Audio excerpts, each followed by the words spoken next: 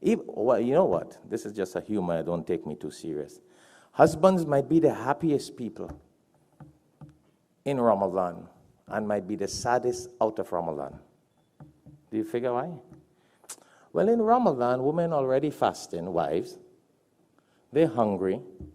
They're weak, so they don't quarrel as much when they're fasting. They don't shout as loud. After Ramadan, Allahu Akbar, they're going to be strong. They're going to have strength. And already the mouth is the strongest part. Louder, louder. They will begin to eat, and that will be the sad part for many husbands, because throughout Ramadan you didn't hear.